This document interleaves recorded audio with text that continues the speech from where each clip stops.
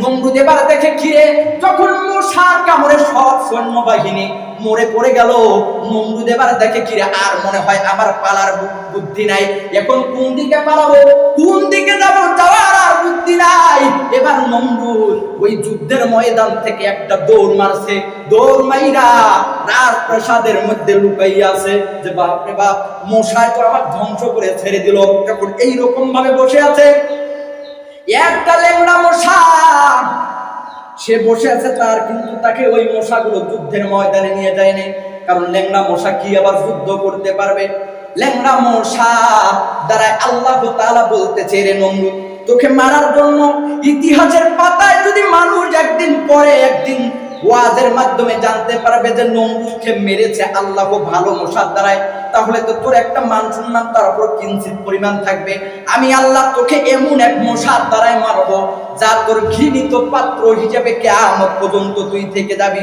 ওই সময় আল্লাহ তাআলা একটা লেংড়া মশা আল্লাহর দরবারে আরজ করতেছে, আল্লাহ সবাই যুদ্ধের ময়দানে গেল, মশা সব আমার দল চলে গেছে, কিন্তু আমি আল্লাহ ও মালিক, আমি তো যুদ্ধের ময়দানে যাইতে পারি নাই, আমি মশা, কারণ আমার লেংড়া একটা পা নাই, আমি তো অসুস্থ, আমি কেমনে কইরা সৈন্যবাহিনীকে তো মারতে পারলাম না। আল্লাহ কয়, রে লেংড়া, তোর আবার চিন্তা নাই, যা যা ওই যে নমরুদের বাড়ির ভিতরে রাজপ্রাসাদে যা, ঢুকার পরে নমরুদকে সাইজ কর। এবার নমরুদের রাজপ্রাসাদে যখন লেংড়া মশা চলে গেছে, যাওয়ার পর ওই লেংড়া মশাটা যখন নমরুদের রাজপ্রাসাদের কাছে গেছে, নমরুদ চুপ করে বসে আছে, একদম গোপন জায়গার ভিতরে বসে আছে। ওই মশাটা নমরুদের একদম কাছেই বসে আছে। হঠাৎ করে নমরুদ নজর দেয়, কিরে এই মশা এখানে আসলো কেমন কইরা? এবার মশাকে নমরুদ কয়, এরে মশা, তুই তো আমার দল বলগুলোকে শেষ করে দিয়েছিস, তুই আবার কেন আসলি এই জায়গার ভিতরে? এবার নমরুদ মশাটাকে মারার জন্য যখন হাত দেয়, এরকম ভাবে একটা বাড়ি মারে, সাথে সাথে আল্লাহ তাআলা ওই লেংড়া মশাকে নমরুদের নাকের ভিতরে ঢুকাইয়া দিছে। বাদশা নমরুদ প্রায় 450 বছর বাদশাহী করে, কোন বর্ণনায় এসেছে 1000 শত নমরুদ 1000 বছর বাদশাহী করে আল্লাহ তাআলা তাকে পুরো পৃথিবীর ভিতরে বাদশা বানাইয়া দেয়। কি রকম ভাবে বাদশা বানাইয়া দেয়?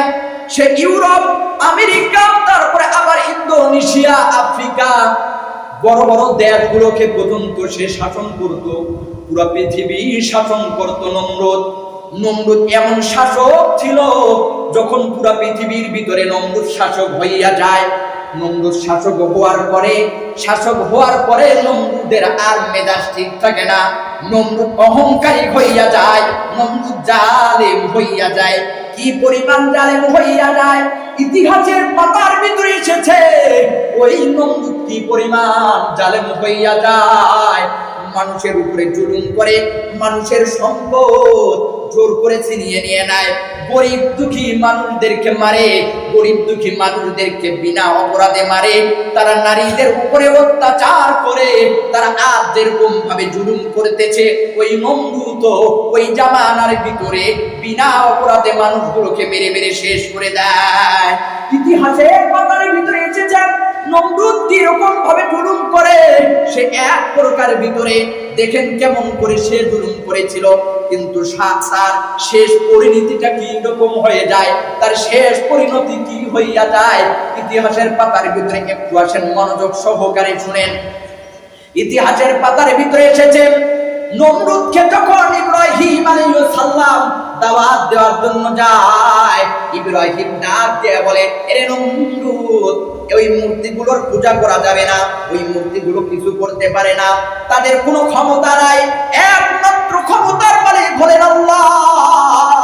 এ নমরুদ, ওই মূর্তিগুলোর পূজা বাদ দিয়া দাও।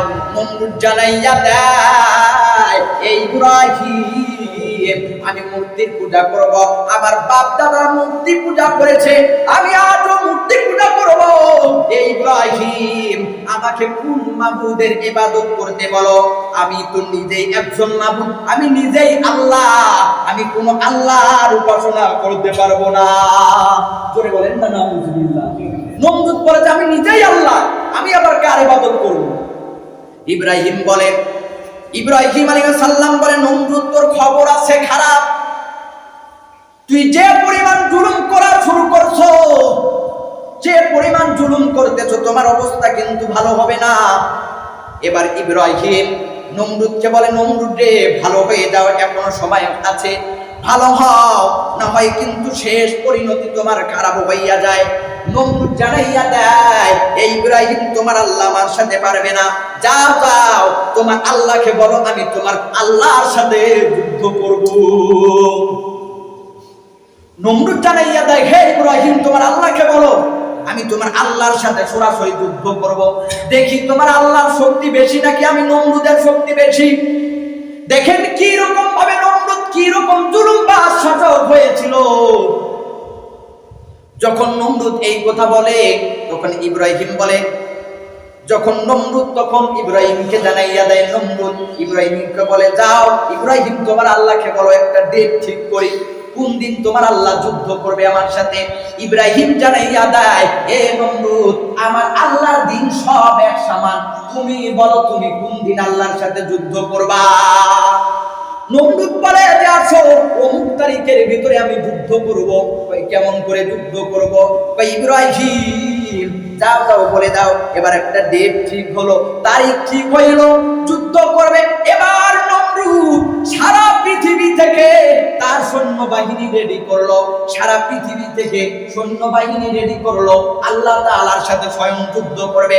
সারা পৃথিবীর সাথে যখন সারা পৃথিবী থেকে সৈন্যবাহিনী যখন রেডি করে তখন অনেক অনেক মানুষকে ঘুষ দেয়, দেওয়ার পরে নিয়ে আসে, অনেক কিছু চাকরি দেয়, তারপরে নিয়ে আসে, আসো তোমাদেরকে আমি যখন যদি আল্লাহর সাথে যুদ্ধ করার পর তোমাদের বাড়ি বাড়ি আমি চাকরি দিয়া দিব। নমরুদ তাদেরকে আশ্বাস দিয়া দেয়, বিশ্বাস করে তাদেরকে এই কথা বলে। তখন সারা পৃথিবী থেকে নমরুদ একদম সৈন্য যখন নিয়ে নেয়, ইরাকের রাজধানী বাগদাদের মধ্যে নমরুদ যুদ্ধ করার জন্য বসে আছে, সৈন্য সামান্য নিয়ে বসে আছে। এবার ইব্রাহিমকে ডাক দিয়ে বলে, এরে ইব্রাহিম, কিছুক্ষণ সময় যখন অতিক্রম হয়ে গেল, নমরুদ ইব্রাহিম আলাইহিস সালামকে ডাক দিয়ে বলে, এই ইব্রাহিম তোমার আল্লাহর সৈন্যবাহিনী কই? কই সৈন্যবাহিনী? তোমার আল্লাহ মনে হয় ভয় পেয়েছে, আমার সাথে আজ যুদ্ধ করবে না। ইব্রাহিম বলে, নমরুদ কোথায়? একদম ঠিক মতো বলো, তোমার অবস্থা কিন্তু খারাপ আছে, আল্লাহর সৈন্যবাহিনী আসতেছে, খালি একটু অপেক্ষা করো হে নমরুদ, তারপর তোমাকে আল্লাহ সাইজ করে ছাড়বে। এবার নমরুদ বলে, ঠিক আছে আসুন। সারা পৃথিবী থেকে সৈন্য নিয়ে দাঁড়িয়ে আছে, কামান নিয়ে আছে, যুদ্ধের অস্ত্র নিয়ে আছে। আল্লাহ তাআলা জানাইয়া দেয়, এই ইব্রাহিম আমার সৈন্যবাহিনী যাইতেছে, তবে নমরুদকে মারার জন্য আমি আল্লাহ তাআলা কামান ব্যবহার করব না তাকে, কেননা আমি আল্লাহ হলাম ওয়ালিল্লাহিল ইজ্জাতি ওয়ালি রাসূলি, আমি আল্লাহর একটা সম্মান আছে। ওই রকম জালেম আমার কাছে নমরুদ কিছুই না, মশার চাইতেও তার কোনো দাম নাই আমার কাছে, যে পরিমাণ মশার দাম আছে নমরুদের দাম নাই আমার কাছে। এবার ডাক দেয়া কয়, এর ইব্রাহিম চিন্তা নাই, নমরুদকে মারার জন্য বড় কিছু ব্যবহার করব না, বড় কিছু অস্ত্র লাগবে না, নমরুদকে মারার জন্য শুধু মশার প্রয়োজন, আমি আল্লাহ মশা পাঠাইয়া দিতেছি।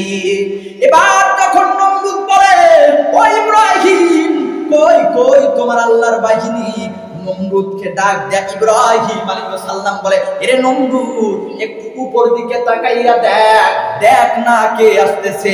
নমরুদ এবার উপর দিকে তাকাইয়া দেখে, ওরে পাখির বেফার এইরকম ভাবে মেঘের মতো আসতেছে, একদম মশার দল চলে আসতেছে। নমরুদ দেখার পরে সৈন্যবাহিনীকে বলল, ও সৈন্যর দল, আমরা তো জানি যখন গরুকে, যখন আমাদের পশুগুলোকে গরুকে যখন মশা কামড়ায় তখন কিন্তু আগুন লাগাইলে মশা এমনি এমনি করে চলে যায়। এরে আমার সৈন্যবাহিনী তাড়াতাড়ি আগুন লাগাও, দেখো মশা এমনি করে চলে যাবে। এবার আগুন লাগায়, আল্লাহ মশাগুলোকে জানাইয়া দিছে, ও মশার দল, নমরুদ আগুন লাগার আগে তার সৈন্যবাহিনীকে তুই অ্যাটাক করবে। যখন আগুন লাগাবে তার আগে নমরুদের প্রত্যেকটা সৈন্যর নাকের ভিতরে মশা আল্লাহ ঢুকাইয়া দিছে।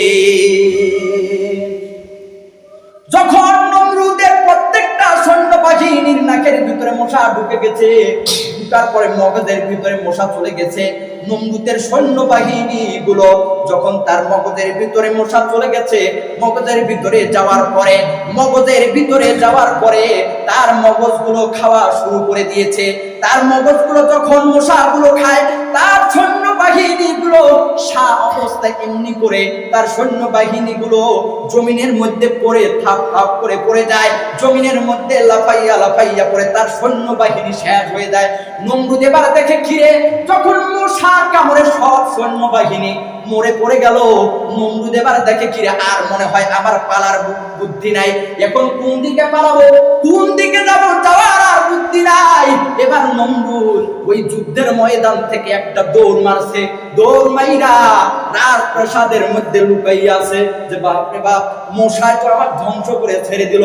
এখন এইরকম ভাবে বসে আছে একটা লেংড়া মশা, সে বসে আছে তার, কিন্তু তাকে ওই মশাগুলো যুদ্ধের ময়দানে নিয়ে যায়নি, কারণ ল্যাংড়া মশা কি আবার যুদ্ধ করতে পারবে? ল্যাংড়া মশা দ্বারা আল্লাহ তাআলা বলতেছে, রে নমরুদ, তোকে মারার জন্য ইতিহাসের পাতায় যদি মানুষ একদিন পরে একদিন ওয়াজের মাধ্যমে জানতে পারবে যে নমরুদকে মেরেছে আল্লাহ ভালো মশার দ্বারায়, তাহলে তো তোর একটা মান সম্মান তার উপর কিঞ্চিত পরিমাণ থাকবে। আমি আল্লাহ তোকে এমন এক মশার দ্বারাই মারবো যা তোর ঘৃণিত পাত্র হিসেবে কিয়ামত পর্যন্ত তুই থেকে যাবি। ওই সময় আল্লাহ তাআলা একটা লেঙ্গা মশা আল্লাহর দরবারে আরজ করতেছে, আল্লাহ সবাই যুদ্ধের ময়দানে গেল, মশা সব আমার দল চলে গেছে, কিন্তু আমি আল্লাহ ওগো মালিক, আমি তো যুদ্ধের ময়দানে যাইতে পারি নাই, আমি মশা, কারণ আমার লেঙ্গা একটা পা নাই, আমি তো অসুস্থ, আমি কেমনে কইরা সৈন্যবাহিনীকে তো মারতে পারলাম না। আল্লাহ কয়, রে লেঙ্গা, তোর আবার চিন্তা নাই, যা যা ওই যে নমরুদের বাড়ির ভিতরে রাজপ্রাসাদে যা, ঢুকার পরে নমরুদকে সাইজ কর। এবার নমরুদের রাজপ্রাসাদে যখন লেঙ্গা মশা চলে গেছে, যাওয়ার পর ওই লেঙ্গা মশাটা যখন নমরুদের রাজপ্রাসাদের কাছে গেছে, নমরুদ চুপ করে বসে আছে, একদম গোপন জায়গার ভিতরে বসে আছে। ওই মশাটা নমরুদের একদম কাছেই বসে আছে। হঠাৎ করে নমরুদ নজর দেয়, কিরে এই মশা এখানে আসলো কেমন কইরা? এবার মশাকে নমরুদ কয়, এরে মশা, তুই তো আমার দল বলগুলোকে শেষ করে দিয়েছিস, তুই আবার কেন আসলি এই জায়গার ভিতরে? এবার নমরুদ মশাটাকে মারার জন্য যখন হাত দেয়, এরকম ভাবে একটা বাড়ি মারে, সাথে সাথে আল্লাহ তাআলা ওই লেঙ্গা মশাকে নমরুদের নাকের ভিতরে ঢুকাইয়া দিছে। যখন নমরুদের নাকের ভিতরে ঢুকাইয়া দিছে মশা, এবার লেঙ্গড়া মশাকে আল্লাহ তাআলা বলে, হে লেঙ্গড়া মশা, যা নমরুদের মগজের ভিতরে যা। এবার নমরুদের মগজের ভিতরে ঠিক জায়গার ভিতরে চলে গেছে। এবার নমরুদের যখন মগজের ভিতরে চলে যাওয়ার পরে একটা কামড় দেয়, নমরুদ এমনি করে চেয়ার থেকে লাফ মারে। যখন চেয়ার থেকে লাফ মারে, তার যে রাজ্যের ভিতরে আরো অনেকগুলো মন্ত্রী আছে, কয় কি ব্যাপার সর্দার, কি ব্যাপার রাজা সাহেব, আপনার কি হইল? ওই মাথার ভিতরে কি যেন কামড় দেয়। এবার তার যে সৈন্যবাহিনী, তার যে আরো মন্ত্রী আছেন, তারা আসার পরে যখন দেখে যে নমরুদ বারে বারে খালি লাফ দেয়, এবার ওই রাজপ্রাসাদের লোকগুলো আসার পরে নমরুদের মাথার ভিতরে যখন বাড়ি মারে, বাড়ি মারার সাথে সাথে নমরুদ দেখে কিরে আরাম পাওয়া যায়, কারণ আল্লাহ তাআলা একটা সিস্টেম করেছে, যখন ওই মশাটা কামড় দেয় তখন তো লাফ মারে, যখন মানুষ এইরকম ভাবে মাথার ভিতরে বাড়ি দেয়, আল্লাহ জানাইয়া এ মশা ওই সময় কামড় বন্ধ করবে, কারণ নমরুদকে এমন ভাবে মারবো, তাকে বেইজ্জতি করে আমি আল্লাহ মারবো, কারণ আমি আল্লাহ হইলাম ইন্নাহুম ইয়াকিদুনা কাইদা ওয়া আকিদু কাইদা ফামাহিলিল কাফিরিনা আমহিলহুম রুয়াইদা। আমি আল্লাহ তাআলা কায়দা জানি, ওকে কিভাবে মারতে হয়, নমরুদকে কিভাবে সাইড করতে হয়, আমি আল্লাহ তাআলা ভালো করে জানি। যখন মশাটা যখন মাথার ভিতরে নমরুদের বাড়ি মারা হয়, তখন মশা আর কামড় দেয় না, ওই সময় চুপ করে বসে থাকে মগজের ভিতরে। নমরুদ বলতেছে এই সময় তো ভালো লাগে। এবার মন্ত্রীগুলো নমরুদকে প্রস্তাব দেয়, বাদশা সাহেব ওই রকম ভাবে আর কয়েকজন আপনার মাথায় বাড়ি মারবে, একটা লোক ঠিক করেন, তাকে 10,000 বা 20,000 বেতন দেন, যে আপনার মাথায় বারে বারে বাড়ি মারবে। নমরুদ কয় কি দিয়ে বাড়ি মারবে? কেউ আবার অনেক কিছু বড় যন্ত্র নেয়। নমরুদ কয় এইগুলো দিয়ে বাড়ি মারলে তো আমার জান শেষ। এবার কয় বাদশা তাহলে কি করা যায়? এবার যখন বড় জিনিস দিয়ে তো বাড়ি মারা যাবে না, আবার মশা কামড় দেওয়া শুরু করেছে, এই সময় তাকে ঠিক করেছে ওই বাড়ি মারতে মারতে এক প্রকার ক্লান্ত। এইরকম চাকরি আর করা যায়? বারে বারে মাথায় বাড়ি মারতে হয়। এবার ওই লোক একদম গরম হইয়া নিজের জুতা খুলি নমরুদের মাথায় বাড়ি দেওয়া শুরু করছে। ওই সময় যখন জুতা দিয়ে বাড়ি মারে নমরুদের মাথায়, নমরুদ দেখে আগের চেয়েও বেশি শান্তি লাগে। নমরুদ বলে, ঠিক আছে, এই জুতা দিয়ে আমাকে বাড়ি মারতে থাক। এবার ওই লোক এবার রাগান্বিত, সারাদিন কোনো খানা নাই দানা নাই, সারা রাত মিলে তার মাথায় বাড়ি মারতে হয়। কিন্তু জানেন, তৎকালীন জামানায়, আমরা যে বর্তমান জামানায় আফজাল শু পরতেছি বা স্যান্ডেল পরতেছি, চামড়ার জুতা পরতেছি, কিন্তু তৎকালীন জামানায় কোনো চামড়ার জুতা ছিল না। তখন ছিল খড়ম, যেগুলো কাঠ দিয়ে তৈরি করা হয়। ওই লোকগুলো দিয়ে যখন বাড়ি মারে, এক পর্যায়ে বাড়ি মারতে মারতে রাগ হয়ে এমন জোরে বাড়ি মারছে, নমরুদ জুতার বাড়ি খাইতে খাইতে দুনিয়ায় থেকে বিদায় নিয়ে চলে গেছে। পৃথিবী থেকে চিরকাল স্থায়ী হয় না, হোক না সে ফেরাউন কিবা নমরুদ, কেউ ভাবে চিরকাল রয় না।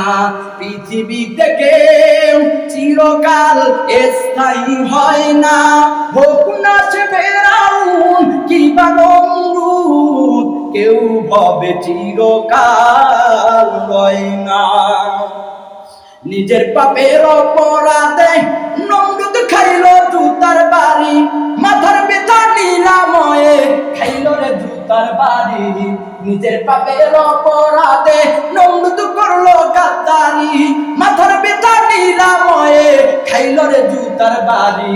সে তো হলো খোদার সাথে, সে তো হইল খোদার সাথে বেয়াদবির পরিণাম। পায়ে পড়লে সম্মান জোতা, গায়ে লাগলে অপমান, পায়ে পড়লে সম্মান জোতা, গায়ে লাগলে অপমান।